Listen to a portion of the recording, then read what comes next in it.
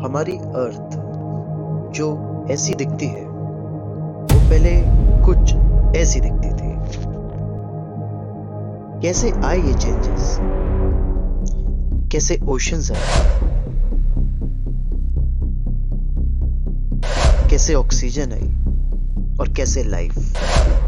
आइए जानते हैं birth of planet earth final part.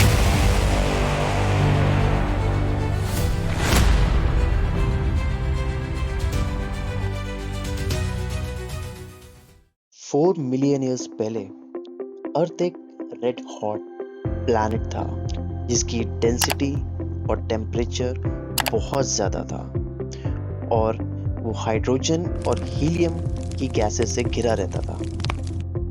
With time earth started cooling down और इस कूलिंग की वजह से जो हैवी एलिमेंट्स थे जैसे कि आयरन और निकल अपनी डेंसिटी के बेसिस पर नीचे चले गए और लाइटर एलिमेंट्स ऊपर चले गए।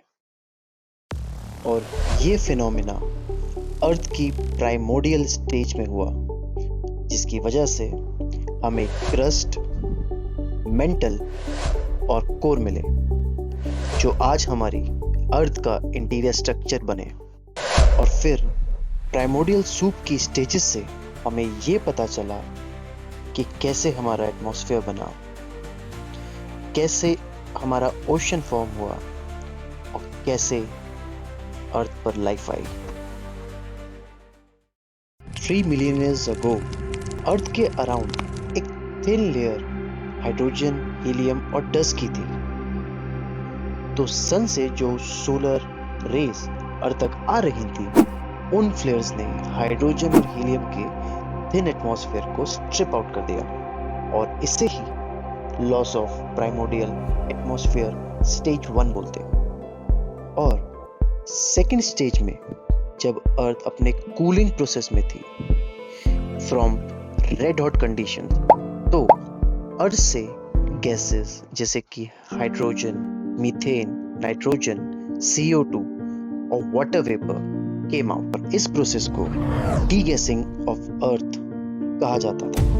फिर वाटर वेपर और ये सारी गैसेस अर्थ से एटमॉस्फेयर में चली गई और जो अर्थ कूलिंग प्रोसेस में थी तो water vapour get condense and form clouds और फिर बारिश स्टार्ट हुई। और ये बारिश CO2 गैस के साथ अर्थ में जो डिप्रेशंस थे यानी बड़े बड़े गड्ढे, उनमें ये बारिश का पानी एक्यूमुलेट होकर ओशंस बनाते हैं।